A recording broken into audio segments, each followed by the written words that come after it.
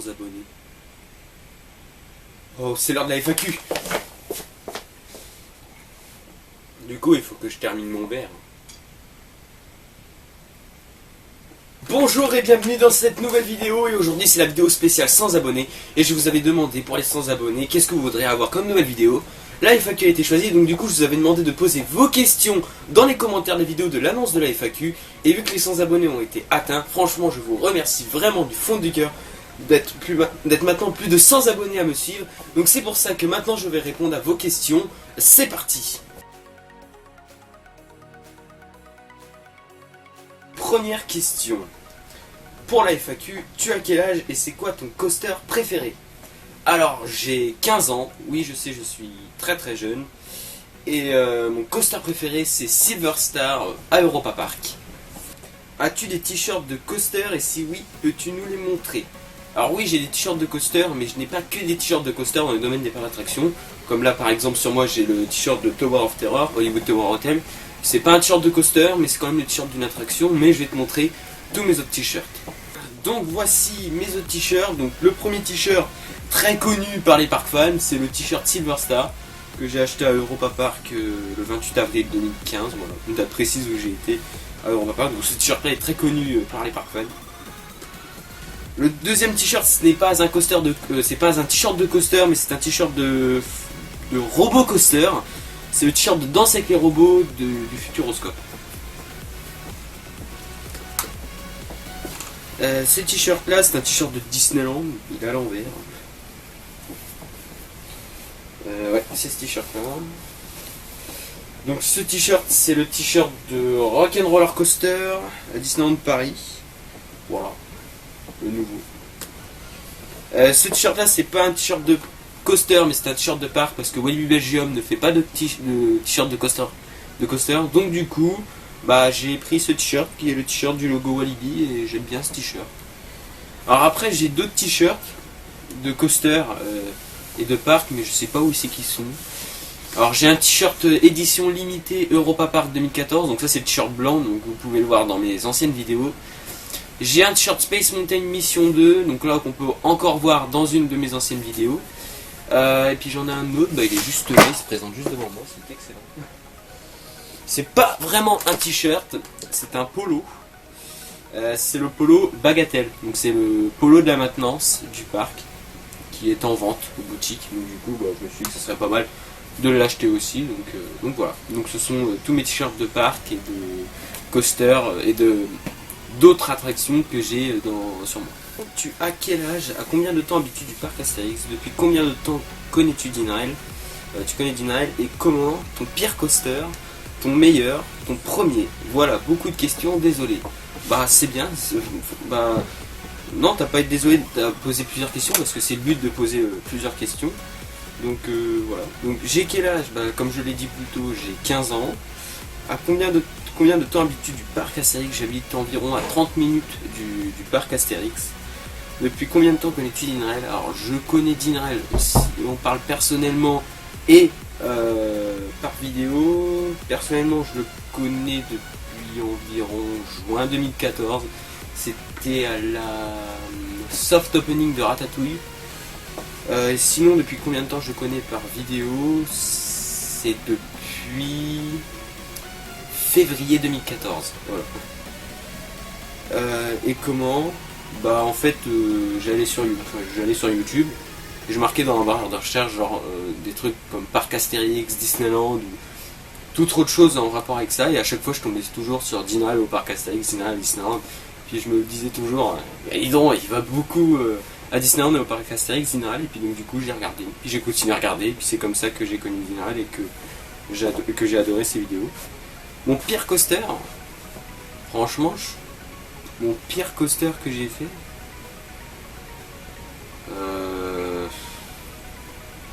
bah pour moi il n'y a pas vraiment de pire coaster parce que tous les coasters que j'ai fait sont bien.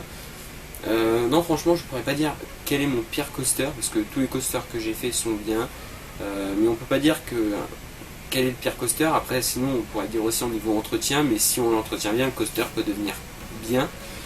Mais mon pire coaster, je me suis pas vraiment posé la question et j'ai pas vraiment d'idée sur mon pire coaster. Mon meilleur, bah là je l'ai dit, c'est Silver Star à Europa Park. Et mon premier coaster, alors mon premier coaster, sur celui-là que je me souviens de mon premier coaster, peut-être que j'en ai fait encore plus, peut-être que j'en ai fait encore d'autres avant. Et mon vrai premier coaster, c'était Big Thunder Mountain à Disneyland Paris. Et sinon, mon premier roller coaster à inversion, c'est Rock'n'Roller Coaster à Disneyland Paris.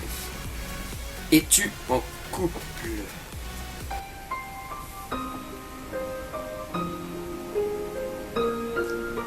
Non, je ne suis pas en couple.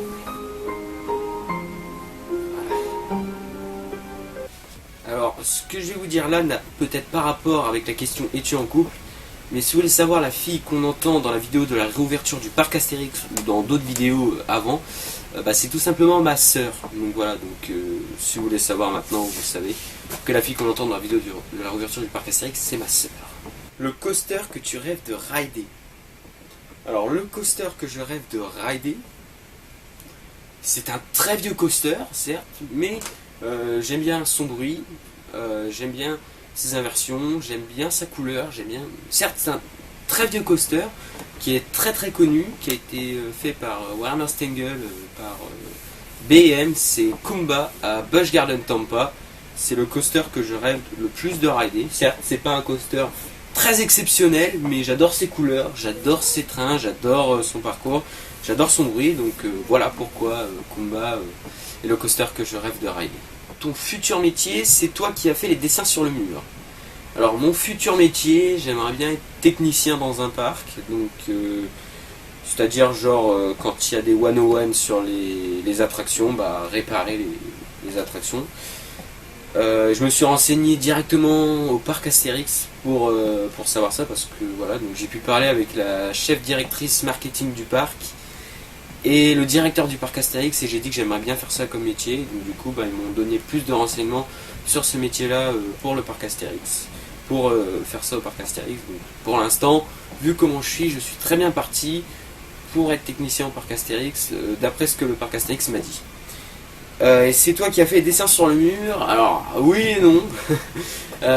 Vu qu'il y a deux dessins, donc celui-là d'au-dessus et celui-là d'en dessous. Donc celui-là d'au-dessus, c'est ma soeur qui l'a fait, et celui-là d'en dessous, c'est moi qui l'ai fait. Mais attention, j'ai voulu en fait en quelque sorte la faire rager. Donc du coup, le dessin que j'ai fait en dessous n'est pas un vrai dessin, c'est tout simplement un décalcage. Voilà. J'ai décalqué mon écran d'ordinateur et après je dis voilà, j'ai fait ce dessin là. Mais en fait ce n'est pas un vrai dessin, mais vu que j'avais quand même participé là-dedans et vu que c'est quand même fait avec du crayon de papier et sur une feuille, j'ai pas voulu gâcher la feuille, donc du coup j'ai tout de même accroché ce dessin au mur.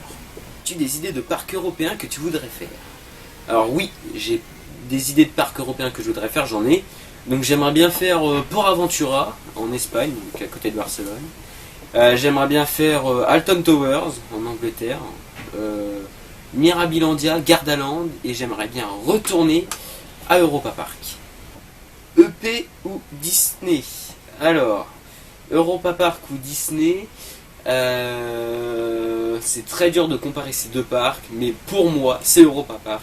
Je préfère les coasters d'Europa Park, je préfère la thématique d'Europa Park, mais si vous demandez cette question-là à quelqu'un d'autre, ça dépend, son choix. Mais pour moi, c'est Europa Park. C'est quoi les deux layouts de coaster accrochés au mur à ta droite? Donc là, on vient aux fameux dessins qui ont été faits sur mon mur. Donc les deux layouts, ce sont des dessins, comme j'ai dit tout à l'heure. Donc un dessin fait par ma soeur et un autre, un décalcage que j'ai fait de mon écran. Et donc du coup, je vais vous montrer maintenant les deux dessins faits sur mon mur. Donc le dessin d'au-dessus, celui-là fait par ma soeur, vous l'avez sans doute reconnu, c'est Kumba à Busch Garden Tampa. Et l'autre en dessous, vous voyez, c'est un décalcage. On voit les bandes blanches, on voit la taille de mon écran. C'est tout simplement Osiris du parc Astérix. Donc voilà, je vous laisse observer les fameux dessins. Donc voilà, maintenant vous savez ce que c'est. Donc au-dessus, c'est Kumba à Busch Garden Tampa. Disney ou Astérix? Donc là, c'est un peu comme la question Europa Park ou Disney. Mais je suis Astérix que Disneyland. Voilà, parce que les coasters sont toujours meilleurs qu'Astérix. C'est vrai qu'on peut dire que là, je fixe un peu au niveau des coasters dans les parcs. Mais j'ai toujours préféré Astérix à Disney, depuis que je suis tout petit. Est-ce que les parcs d'attractions, c'est ta passion?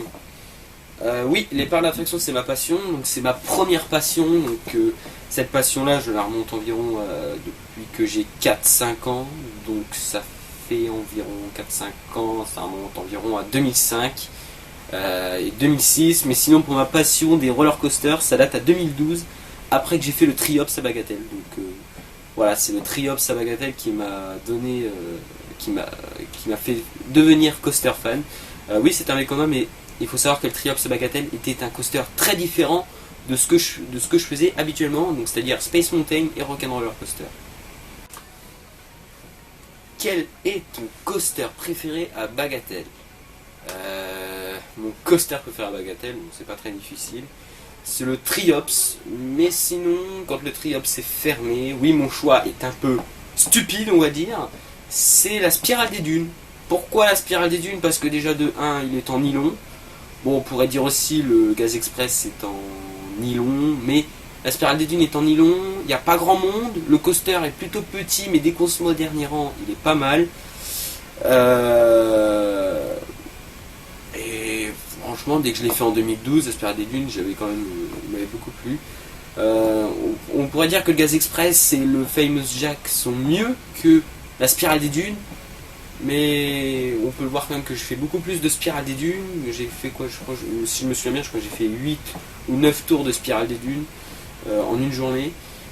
Mais si la Spirale des Dunes en deuxième, donc qui est premier dès que le Triops est fermé, pourquoi pas le Famous Jack? Parce que le Famous Jack déjà me fait trop mal. Hein, c'est vraiment pas fluide du tout.